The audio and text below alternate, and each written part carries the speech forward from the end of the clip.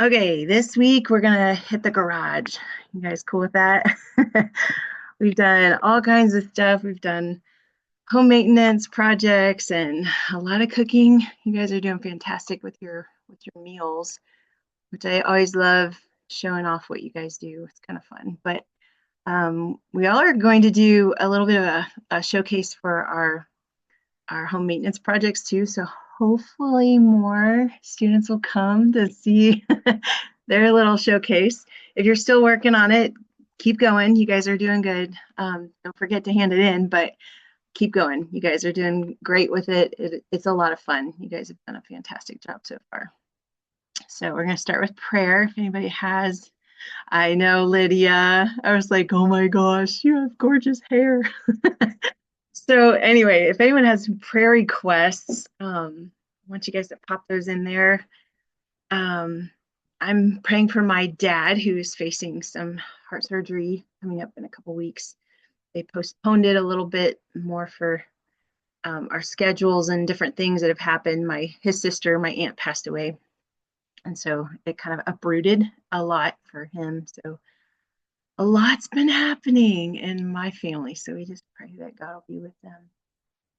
Um, oh, Grandma Figure and Grandpa's brother. Okay, they both passed. That's so hard. Even if it's not like a blood relative, is that like this kind of special grandparent person? That's that's how I we have a lot of those people, especially in church. It's like that's the best place to have kind of like family. So definitely want to be with you guys in prayer. It's hard when you lose a loved one.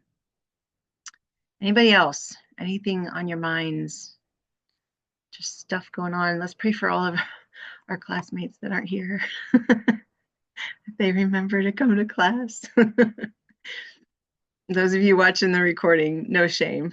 I'm not throwing you under the bus, I promise. All right, let's pray. Father, I just thank you for your goodness. I thank you, God, that you are with us at every turn, that you constantly are reminding us of your goodness and your grace towards us. And we just thank you. We praise you. We ask that you'd help us to be more sensitive to that, help us to be more aware of your presence and how you engage with us in every way. And Lord, we just ask that you would be with the students that aren't here, that either forgot or maybe they're watching the recording, just class schedule conflicts. Lord, we just ask that you would be with them and help them to complete their work, help everyone in this class to do well, to finish out the semester strong. I pray for a grace, abundant grace on them. And Lord, also, I just lift up my dad in this upcoming surgery and also the loss of my aunt. Lord, you know how the loss of loved ones impacts us. And also, Lord, for Jordan and Micah and how they are experiencing that same kind of loss with the grandparent figures and grandpa. Lord, there's so many factors that play into our hearts, and especially when it comes to grief. And I just pray that you would be with them at every point, that at every turn they would experience your love, Lord, as we walk down those roads of trying to process death and life and all of that. Would you be what is infiltrating our thoughts? Let your presence be with us as we navigate those things. Lord, we just thank you for just this class time and the things we get to learn, the ways that we get to show off what everybody's been working on. And Lord, we just pray that you would be with us as we learn today. In Jesus' name, amen. All right. So, oh, this is an old thing. Sorry. Guess I didn't catch that one. We are not having Easter break next week. That was last year when Easter was at a decent time. So sorry. This semester, our Easter break is late, you guys. It's like, I think Easter is April 20th. So it's the week prior to Easter that we have off for break. So it's really close to the end of the semester, which is kind of weird for me, but we'll make it. We're just going to push through and then we'll have like a break week and then 2 more weeks of class and we'll be done. So kind of a strange thing, but I didn't catch that announcement. So sorry.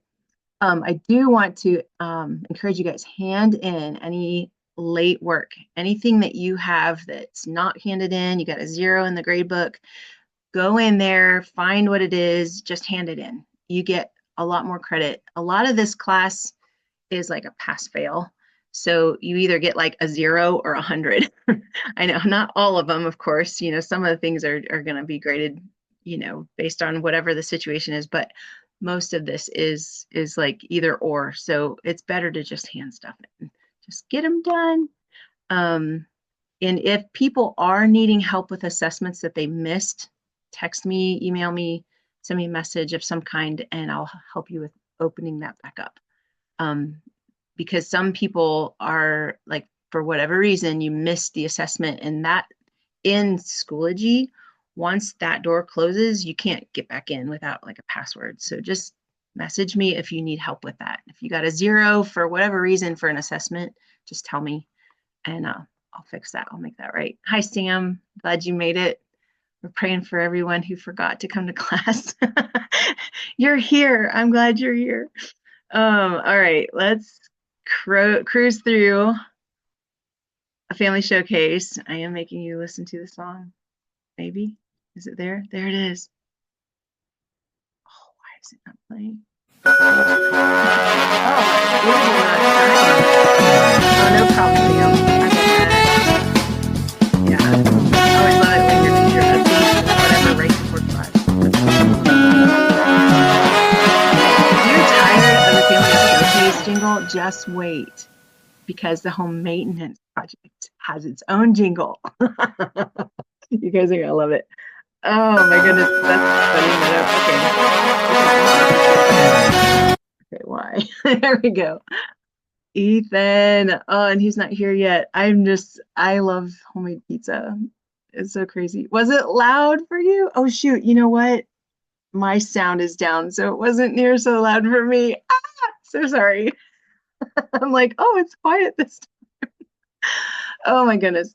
Ethan, good job. Way to go. I know he was like, yeah, it was a little bit dry. That can be the case with pizza. And so sometimes what I do on homemade pizza is I just lather on a whole lot more sauce if you like sauce, or you get yourself some dipping sauce. Is good stuff. Oh, okay. Not sure why Dominic's in here. This is from last year. You guys, I'm still getting myself together from being gone. Dominic from last year is meeting our showcase. Okay, that's funny. Haley, good job. Good job. Excellent work. This looks very tasty to me. I love the avocado that you stuck in there. That's just an added touch to me. Avocado like needs to have the home in most dishes. I love avocado. So I know you're probably watching the recording. Good job. Excellent. To get my things to work, that'd be great. Phoebe, she's not here yet either. Way to go. That's a crowd pleaser. One of the most favorite dishes and the easiest, especially if you use a cake mix, is a pineapple upside down cake. So easy. You put butter and brown sugar, kind of like as much as you want, pretty much, in the bottom of a pan of some kind, either the round one like she's got, or you can do a 9 by 13, and melt it in there real good, mix it real good, stick a whole, like a can of pineapples, those little like rings, and you can use the cherries too, you don't have to, but then take your juice from the pineapples and use that for when a like cake mix will call for water, use the juice instead of the water, use that and make your cake like what's on the package, and then pour it in, and you're like amazing, amazing, amazing yumminess. Yeah, very good. Good job. Sam, good job. I love it. This is a go-to for our house. We constantly have rice and stir fry. It's like an easy peasy all around meal, because look, you're getting your carbs, your protein, your veggies, like all of that right in there. And if you're getting botanically correct, your peppers are actually fruit. So there's that. Good job. Good job. Sarah, who's not here either. Good job, Sarah. It looks very tasty. Yummy. Also, mashed potatoes are like comfort food of the century. Lydia, let's go. She's like, nobody likes spinach, so they gave her a lower rating, but spinach is good for you. It's so good for you. Eat your spinach. Be like Popeye. At least that's what it was when I was a kid. Rachel, she's not here either. Rachel, good job. She made a like a chicken salad, which is actually an all-around meal too. She's got fruit and protein in there, probably a little bit of mayonnaise or something to make it nice and yummy. Sometimes there's fruit or veggies too, like celery, onions, that kind of thing. Very good. And here's her other meal, the crowd pleaser of tater tot casserole. Let's go. I love it. That's like a family, um, I don't know, a go-to.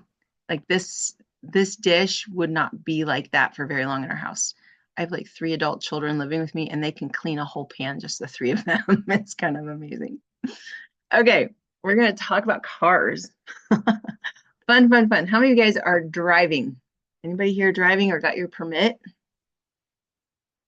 Anybody? Oh, or do you have plans to get your permit?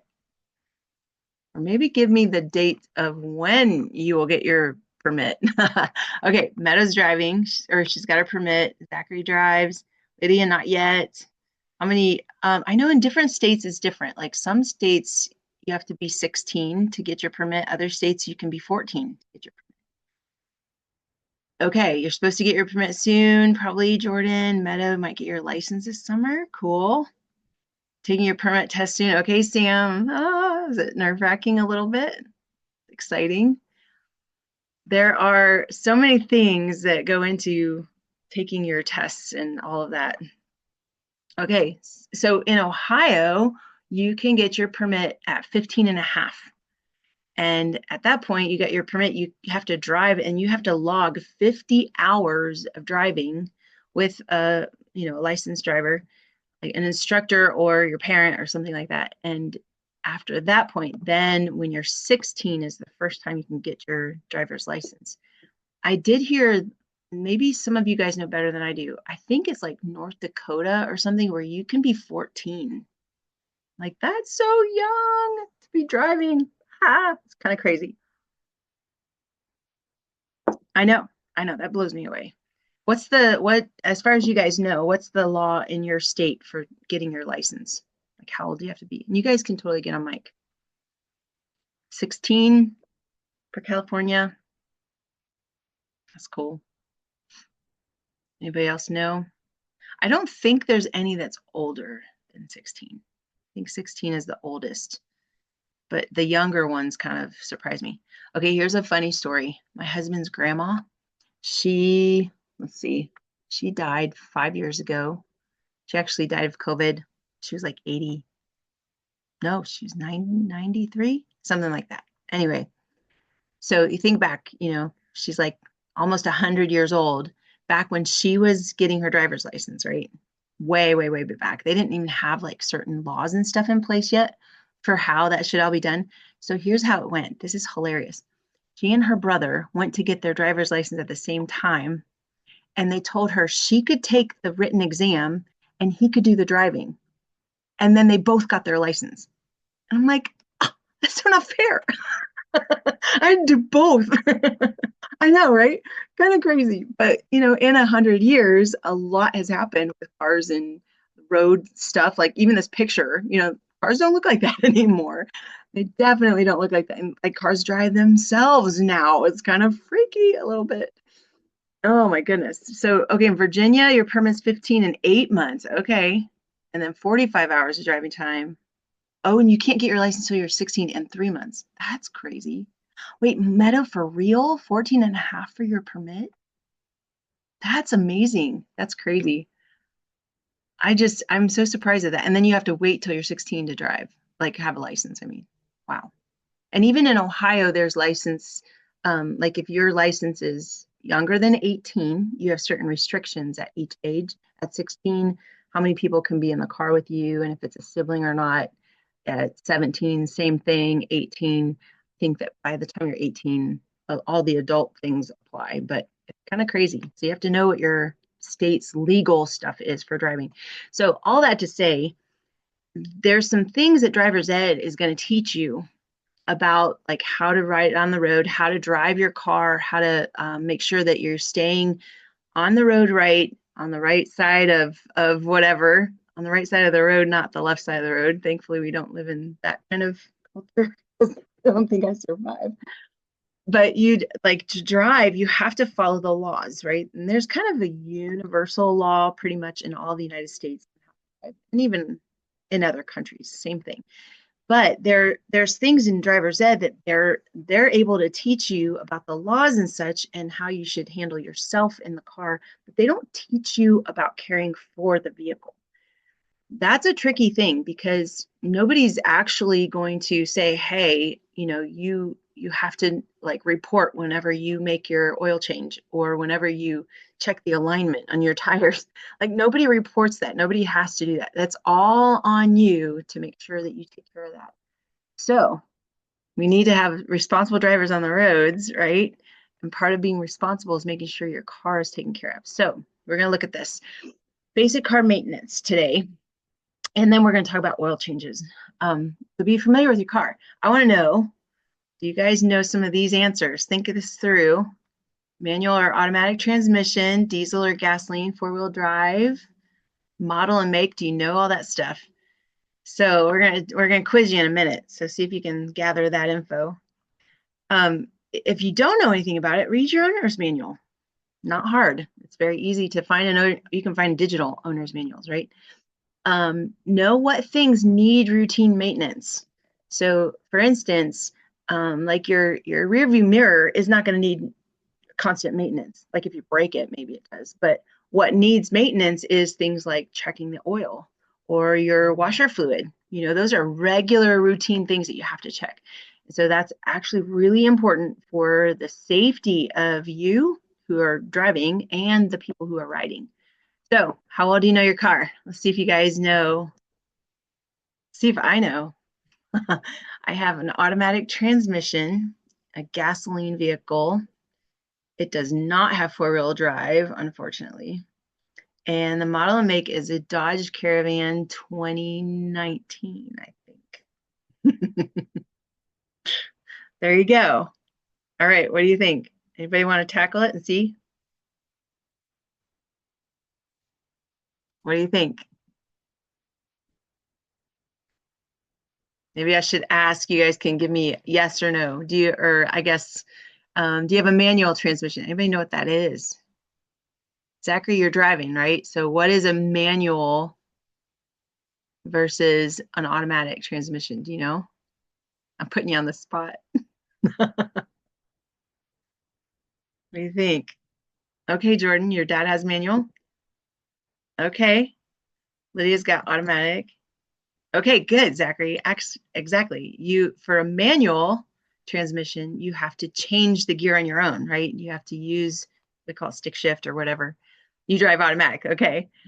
So manual means you have stick shift. It means you have to push a clutch in order to change the gear that your car is running in. And that's how it runs. It's funny because on the farm, all of the tractors are like that. You have to use not all of them. I guess some of the older ones are all this manual transmission where you have to change the gears manually. And if you've already just been doing that for your whole life, growing up as a kid, you kind of can easily slide into driving a manual transmission in a car. But it's a lot more work. It's actually a lot more to keep track of than just the automatic. What about diesel or gasoline? What's your vehicle? Do you have like a big truck that's diesel or like a minivan like me? It's gasoline. Lydia knows. Good. Get gasoline. Zachary, good. Okay, cool. No diesel people in here. Okay, what about four-wheel drive? Most trucks have four-wheel drive, not all of them, but most of the time they do. Some ATVs or like a Jeep, that kind of thing will have four-wheel drive. Or sometimes I think I'm remembering the Subarus will have like a four-wheel drive on a smaller car. So that's kind of nice. Those of you who don't live in cold, wintry weather, you probably don't need four-wheel drive as much in the snow, maybe in the mud. I don't know. Okay, think so, maybe, not sure. That's a good question to find out. What about the model and make? What kind of car do you drive or do you ride in? Anybody? What do you think?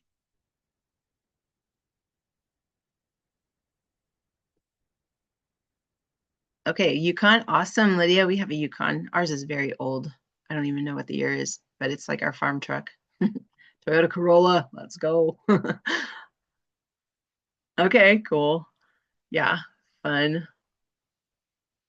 We have a Suburban and a Yukon in addition to our van, and the Suburban and the Yukon are very old and sad situations. We need to get rid of them. Honda Odyssey. Okay, that's a that's a minivan, right? Very good. Cool deal. All right, some of you guys who are quiet, I'm assuming you either don't know or you're just sleeping. All right. So this is one of the things you're going to do for homework. It's kind of fun, is you're going to actually take the worksheet that I give you and you're going to go in your car and you're going to find this stuff. Because it's important to know your car. It's important to know all the little components. This is a very old dash, which is kind of funny, but like radio controls and such. Now it just usually the newer cars anyway will connect to your Bluetooth on your phone, right? So you put your phone on your dash mount or whatever, and it just like takes on your phone's function so that you don't have to talk on the phone holding your phone. It's actually illegal in Ohio to hold your phone while you're driving. You can get big time fines. So we have to put our phone in a mount if it needs that. Otherwise, some vehicles will just like take on your phone's functions and kind of nice. Bessie, okay, that's hilarious, Lydia. You named it Bessie. Anybody else have named their cars? That's kind of funny. I didn't name my car. I should. I should. I totally should. So every car is different, but you can understand what each function is.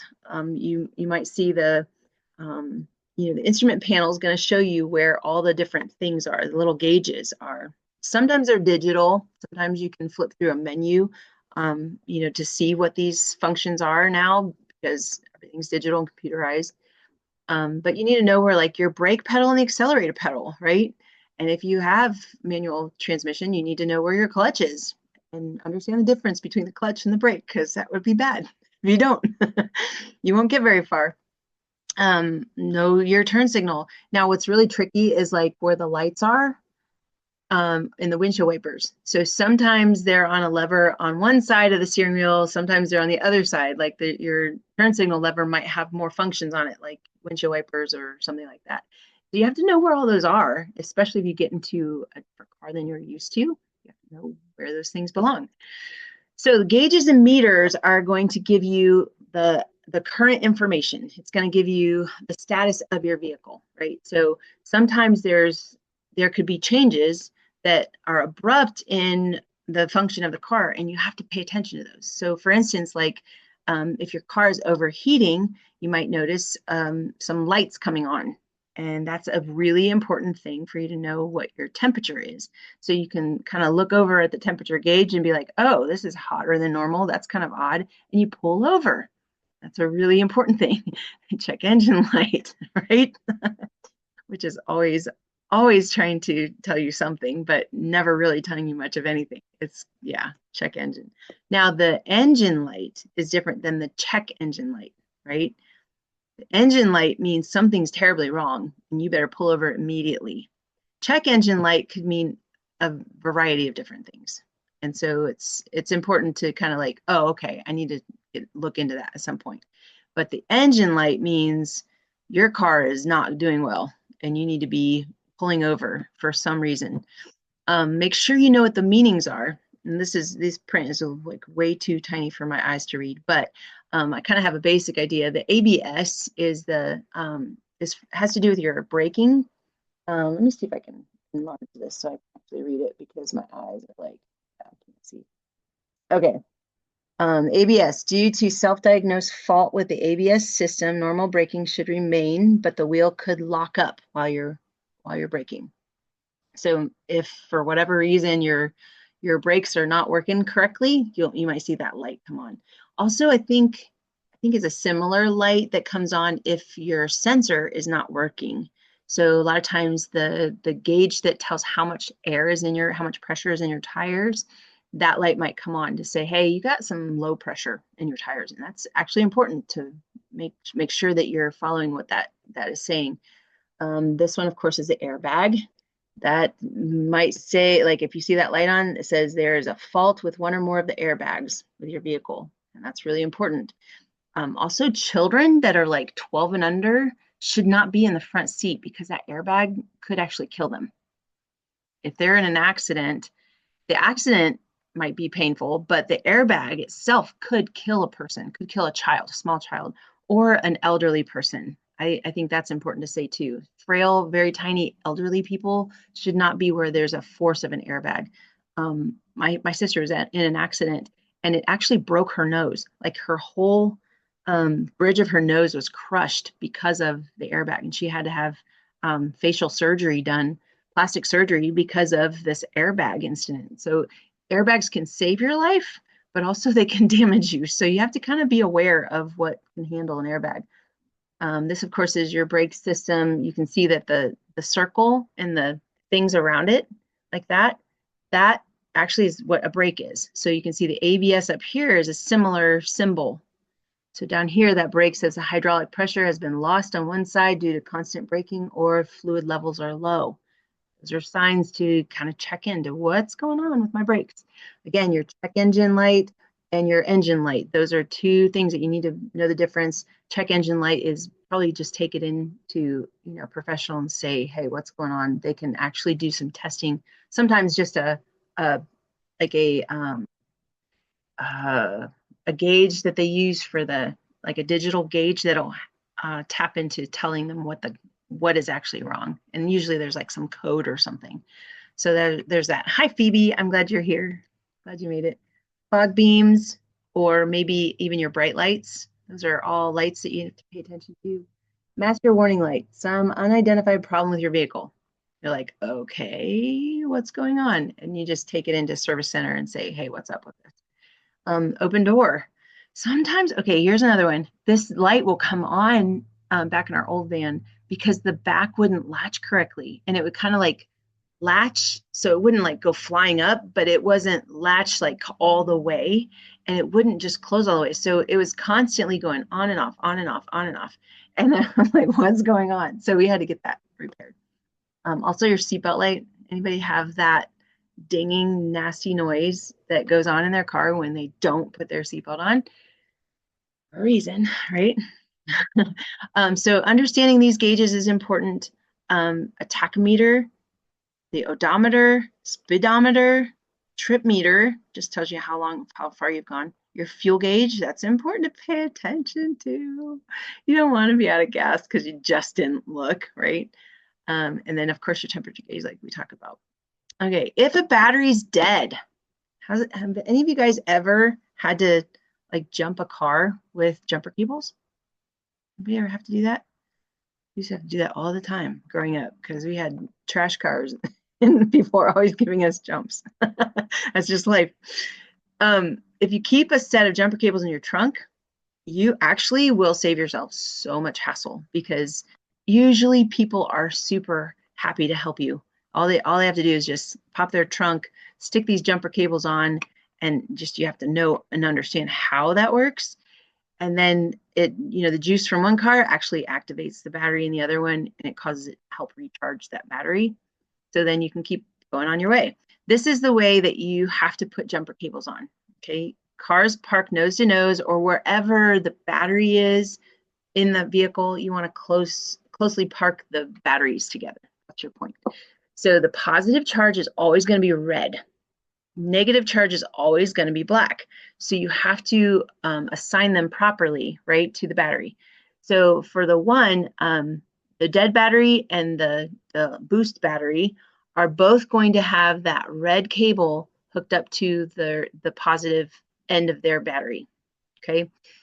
But the boost battery is going to have the negative cable hooked onto their negative, but then the dead battery, it goes to the engine block. You don't have to put it on that dead battery, you put it on the engine block. And so you can see how this all hooks up 1, 2, 3, and 4. And then once that is all hooked up, the boost battery person is going to kind of rev their engine a little bit, get some juice flowing. Dead battery has to just sit there for a hot minute. And then eventually there's enough juice kind of coming into that battery where you can kind of give it a start. And if it is a dead battery, it'll start up. it'll roll over. If it's not a dead battery, it might be some other issue. You might have a starter that's kind of causing trouble. Sometimes all you have to do is like hit the starter.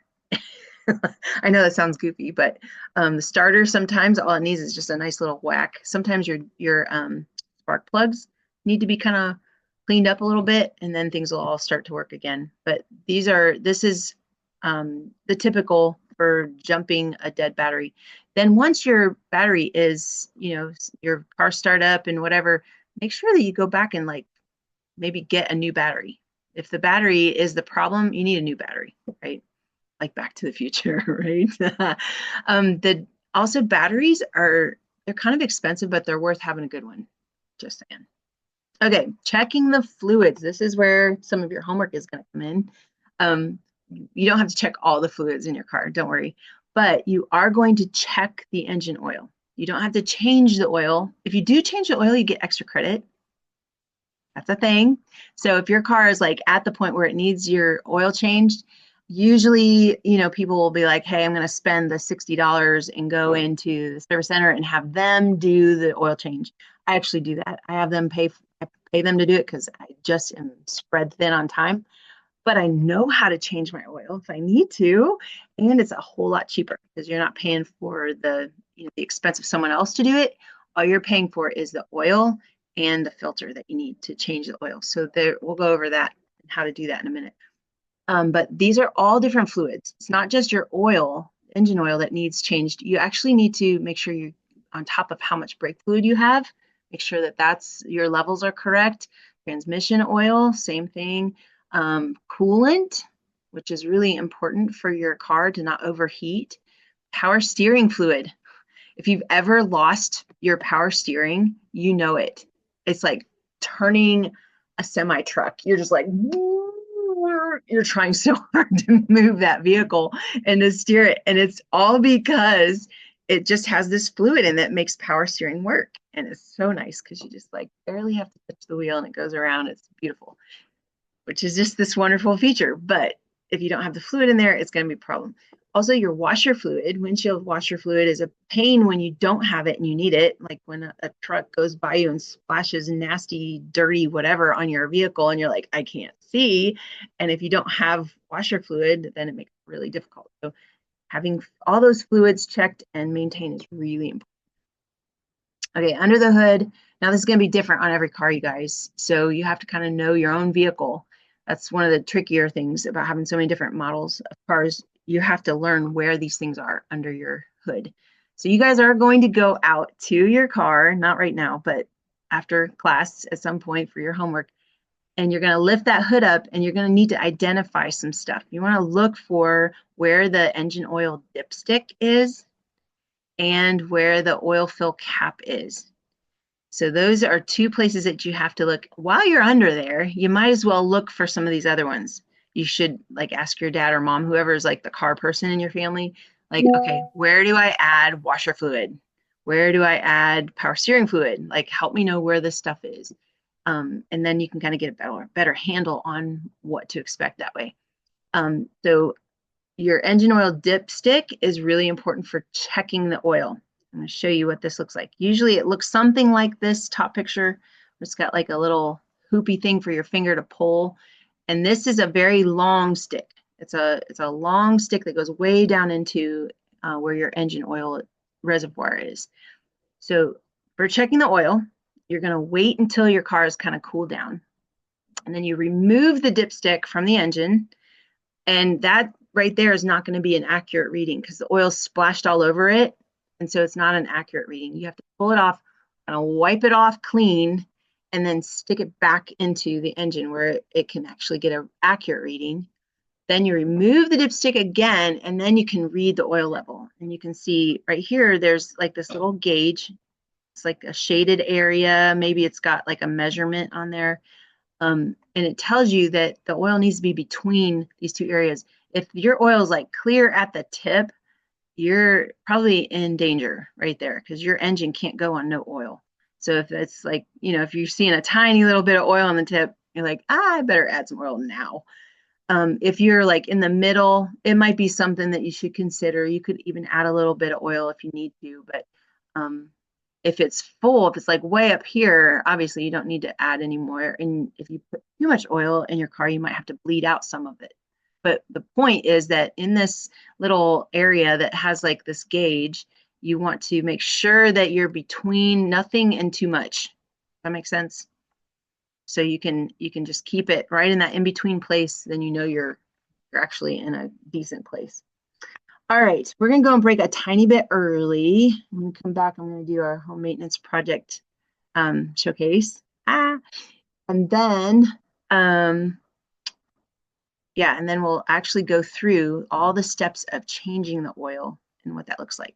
But for your purposes, what you guys need to know for homework is this slide right here. This is what you're going to be doing for your homework. You're going to go out to your car. Now, if your family is in the spot where you just don't have a car, maybe you use the transit or Uber or whatever, that's totally fine. Find a friend who has a car. Like find somebody. Usually, most everybody has a car, but again, if you are in a spot where you don't have one, find somebody who does and say, hey, I need to learn how to check the oil in a car. Can I do that on your car? Of course, ask your parents first, you guys. Don't go just dabbling under the hood without asking them. Make sure they know that you're digging into their vehicle. And then find that dipstick and do this job of checking the oil.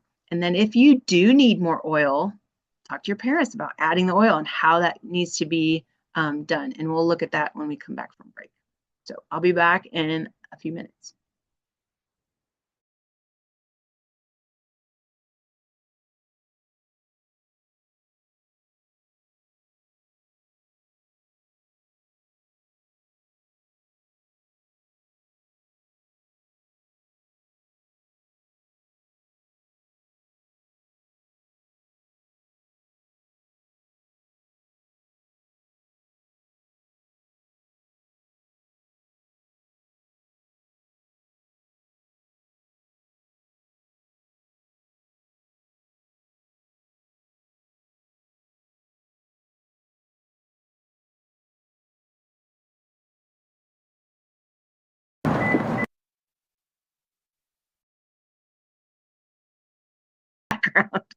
Okay, steps for changing the oil. Number one, you're going to gather your materials, and you need to have them all handy and where you can see them. You don't want to be fumbling for your stuff as you're kind of in the mix of changing the oil. So make sure that you get the right type of oil and the right type of filter. You can find all of that information in the owner's manual. You can Google it. That's a great way to do it. Like a real quick search engine will tell you what the model and make of your car is. It's gonna just be a quick answer for you. So, if I put Dodge Caravan 2019, it'll tell me what kind of oil I need. Very easy. And also the oil filter. So then you can go into like, I don't know what kind of auto parts store you guys have close to you. Trying to remember what we have, like Napa Auto Parts. Some of those places you can just go in and say, hey, I need this kind of oil. Sometimes you can just go in there and be like, yeah, I have this vehicle. What kind of oil and filter do I need? And they'll go get it for you. So there's that. Just make sure that you put the right oil in. If you put the wrong oil in, because it's not one size fits all, right? They're all different, rated for different purposes and different engines. So you want to get the one that's right for your engine. You're going to need gloves. Definitely need gloves for doing that job that you can throw away.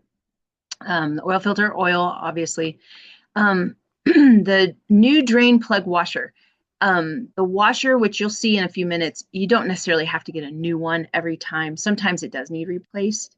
The washer needs replaced, but sometimes it's just fine to reuse the old one.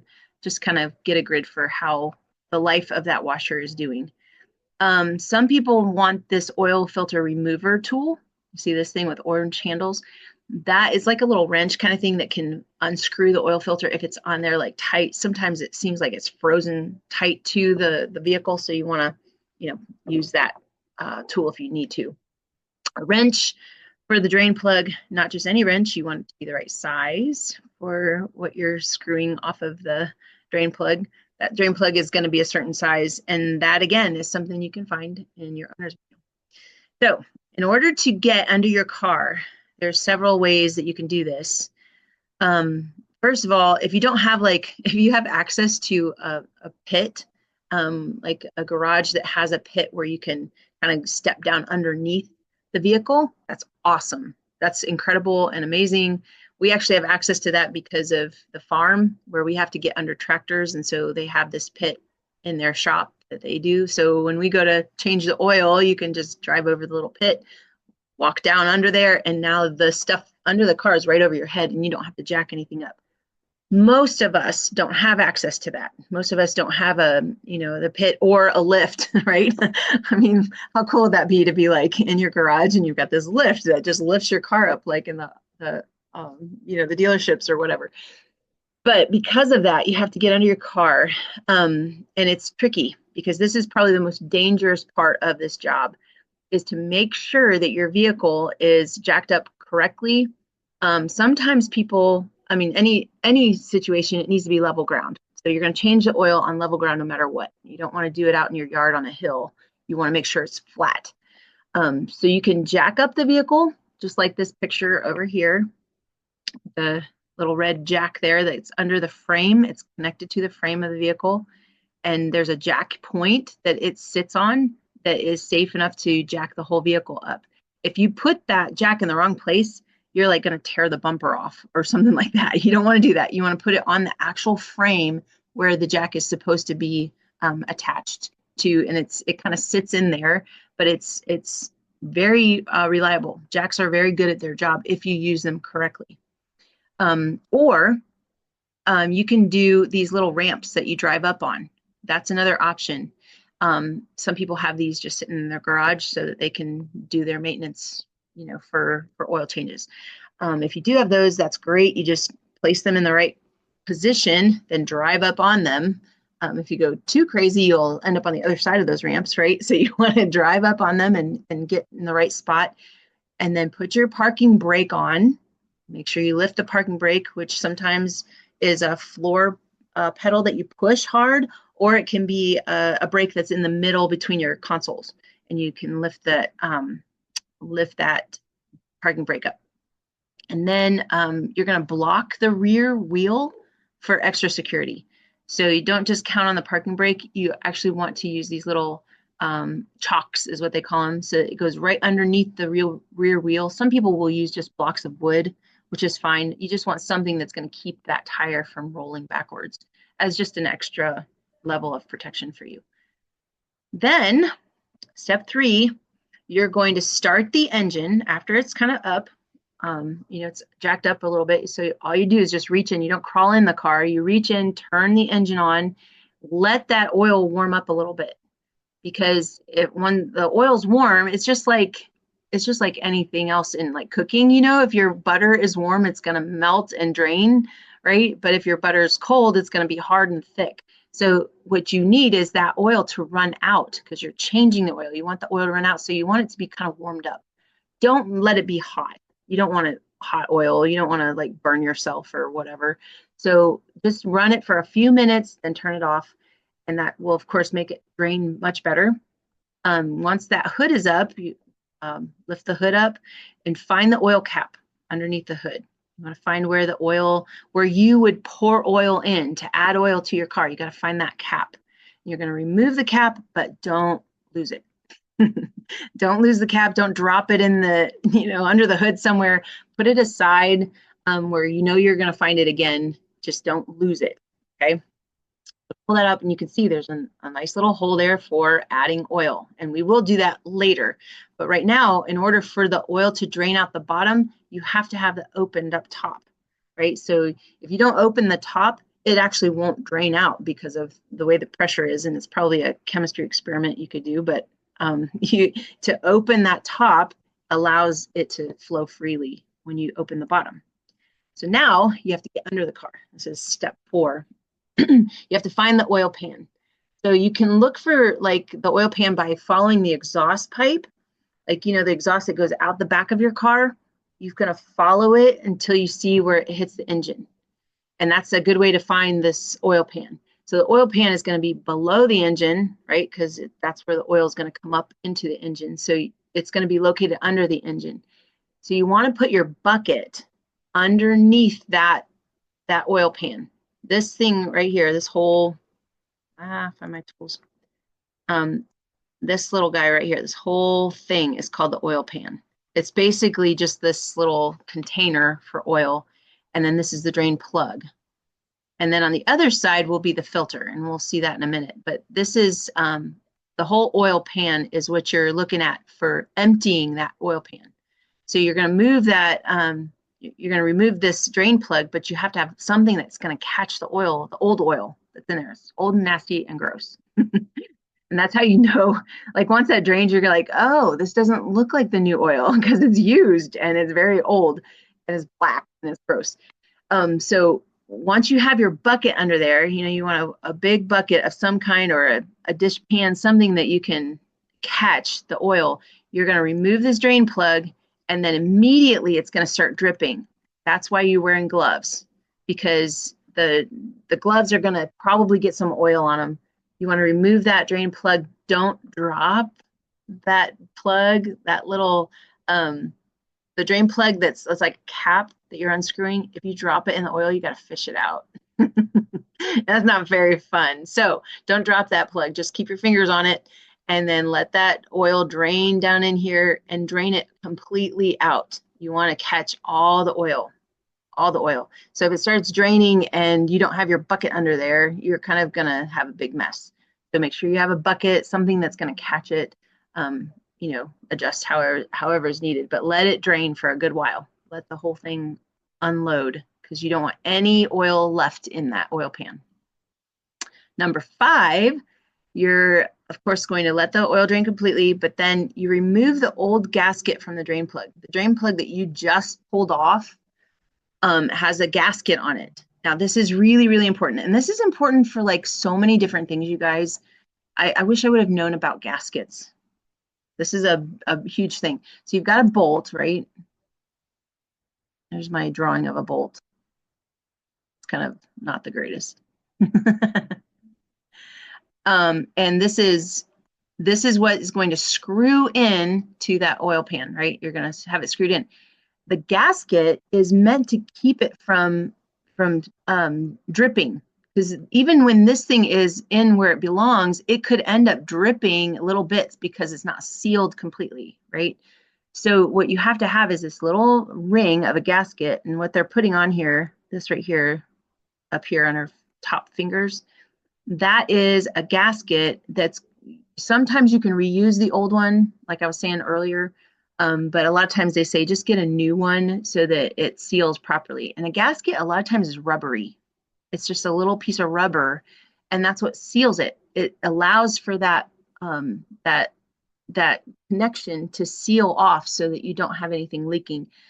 I know this is a really stupid example, but when my kids were little, they had these sippy cups, and if they didn't have a gasket in the lid, it would just dribble everywhere, and it was kind of a pain. So, and just like any of your like coffee mugs or to-go mugs, there's a little gasket that's in there that helps that seal tight, and that keeps it from dripping. Same thing is true for this. So the drain plug needs to go after you've completely drained the oil. Now your drain plug goes back on. So you're putting this whole thing back together. Make sure you have that washer on there, or the gasket. Gasket is a rubber ring. Stick that on there, seal it in, tighten with a wrench. If you don't tighten it good enough, you're going to have some drips, right? So you can fingertip tighten it and use a wrench to really get it on there good and tight. You don't have to overdo it, just like anything, but you do want it to be, because you want it to come off later, but you do want it to stay on. You want it to stay firm. Okay, step number 6. Now you got to find the oil filter. And this is another one that can be a little bit messy. So the oil filter is usually located on the side, front, or back of the engine. Every car is going to be different, so you got to find out where that is. It's like a half can of pop. That's what it reminds me of, or soda. So if you think about a soda can, those little half size ones, that's about the size of it. It might be a little bigger than that, but that's what you're looking at. You're looking for this little can, and it's a metal canister that's somewhere by the engine. And once you look underneath there, you're going to see it. You'll find it. You'll be able to locate it. But you want to remove the old filter, turning counterclockwise, so it's lefty-loosey, and you have to pull that completely out. The problem is that filter is going to be full of oil because it's been a filter, right? So if you turn it sideways, it's going to dribble like down your arm. So you want to carefully pull it off, carefully pull it down. Sometimes there's oil that's still up in there from the filter, so you want to have the, the drain or the bucket of old oil underneath there to catch that too. So you allow all of that to drain out, and while you're letting that kind of drain out, you're going to go grab the new one. And then you get the new filter, and the way you prepare it is take a little bit of the oil that you're going to pour in your engine. You're going to stick your finger in there, get a little bit of oil, and then just rub it around the edge of that and add a little bit of fresh oil into the filter. And that kind of gets it started, start moving its job. So in order to make a really good seal where that thing is, you want to make sure that it's got a little bit of lubrication on it from the oil. Now, here's another tricky part is when you screw the filter back up in, you have to make sure that you don't cross threads. You have to make sure that, you know how when you screw a lid on and it's not quite right, and you have to like unscrew it and it's not right. So you have to make sure that those threads are right and that they're screwed in nice and tightly, because if you don't, that's where the oil is going to spill out onto the ground. It's going to make a stinky mess when you're driving. You have to go back under there and fix it anyway. So make sure that you don't cross threads when you're putting that filter back on. And then, of course, whatever the filter box says, there's a box back behind this oil thing. Follow the instructions on that box, but it's pretty self-explanatory. Just lubricate it a little bit, stick a little oil in there, and then screw it back up where it belongs underneath the car. Okay, step 8. This is where you're going to go back up to the top. You're going to get under the hood and find out how much oil is needed to fill your oil pan. You want to make sure you have the specified amount of oil. So you look it up in the owner's manual, and then, if it says 5 quarts or whatever, you add that many quarts through this little funnel. It's so much easier to use a funnel than trying to like eyeball it. I can't tell you how many times I've spilled oil all around, and then your engine is getting hot and it burns that oil and it smells terrible and you're like, what's wrong with my car? It's just because I was sloppy. So sometimes you can use a paper filter, but using a filter, or not a filter, but a funnel will really help you not make messes. Also, you want to fill it completely to the amount that they say, but you still are going to have to check the oil. So even if you did whatever it said to do, you still have to check and see if the oil levels are correct. So what you're going to do then, after you've filled it up with however much oil it needs, you replace the cap, the one that you put aside that you didn't lose, that one. And then you're going to check right then and there to see if there's any leaks before you even turn your car on, because you just poured oil in there. So if there's any spot where oil's going to leak out, you can find it now. And that's actually really good to find it ahead of time instead of, later on. You can run the engine for a couple minutes then at that point to see if there is any oil leaking, or, did I put the filter on right or what? Make sure that the gasket to your oil pan plug is on tight, all of that. So you want to check all those things. Then number 9 is you want to kind of clean up, make sure that you got your tools out from under your car, you threw your plastic gloves away and all that. Then after your car's run for a few minutes, you want to check the oil levels. So you're going to do the dipstick thing again. You're going to put your dipstick, pull the dipstick out, wipe it off, put it back in, and then check and see if the levels are correct. Even if you put in all the amount that your owner's manual said and it's low, you still have to put more oil in. And that to me would be like, am I leaking somewhere? What happened to the oil? Because it should be enough to put in however much, so you troubleshoot a little bit. Make sure that the vehicle's kind of rested for 5 or 10 minutes, because you can get an inaccurate reading because you just put oil in, right? So you might not have the perfect reading unless you've let the engine run for a little bit, and then kind of let it simmer down a little bit, because obviously there's going to be oil kind of all over the place inside that reservoir. So you want to make sure that you're getting an accurate reading. If all the levels are good, you're going to put that dipstick back. You're going to close your hood and then reset the oil change light. That's an important one because you don't want that oil change light to constantly haunt you forever. So depending on the car model, there is usually just like this code, I think, that you can put in that you can reset. And I don't know if it's with the fuses or how that works. Again, that's out of my territory, but you want to reset the oil change light. And after you're all said and done and you pull your car down off of your blocks or undo the jack, you want to make sure that you take care of the oil disposal. A lot of places, a lot of states will have laws about removing oil. You can't just like pour it down the drain. Not a good move. So you want to pour the collected waste oil and your oil filter, that's the old nasty one, you want to put it back in a closed container. I usually, what we've done is take the old oil, pour it right back into the containers of what we had the new oil. Once we poured that new oil in the car, now those are empty. So you can pour the old oil and mark it with a big permanent marker, bad or something like that. And then take those to a designated collection site. Usually the auto parts stores will take whatever, old oil, or you can even ask them, like, do you guys take it? Where should I take old oil, waste oil? So that right there are the steps to changing the oil. So now I'm going to show you guys a little video, basically everything that I showed you, but in motion, so you can actually see it for what it is instead of just pictures. And then, oh, fun. All right. Good deal. Also, another announcement that's not correct. I so apologize. All right, not Easter break next week, I promise. Okay, our assignments this week are going to be, of course, your laundry and your meal assignments like usual, but you're going to do this car maintenance checklist worksheet. And that includes going in your car, going through the checklist to find all the different things that are in your car, right, on the dash, and just you're going to identify it. So there's a list, and then when you find it, check it off. And then it says to check the oil. You do not have to change the oil to do your assignment. You do have to check the oil. Just like they said, use the dipstick, pull it out, wipe it off, stick it back in, pull it out, read it. And then you appropriately read it. If it needs oil, tell your parents like, hey, this needs oil. Can I help you add oil? That's a great thing to do for parents. And then, stick it back in, whatever. But if you've checked it, all you need really is a paper towel.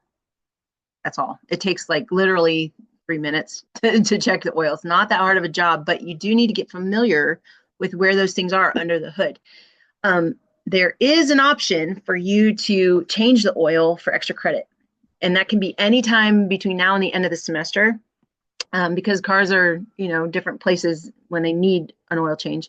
I have had some students say, can I change the oil in like my moped or a lawnmower or, something like that? And I'm like, absolutely. So if you do change the oil and any kind of thing that you're operating, it could be, I don't know what all you guys use. If you have something that needs to change oil, like even a leaf blower, I think you have to change the oil. So if you have anything like that, get the extra credit, enjoy the extra credit and do that. You could even include that for some of your home maintenance project if you don't have one.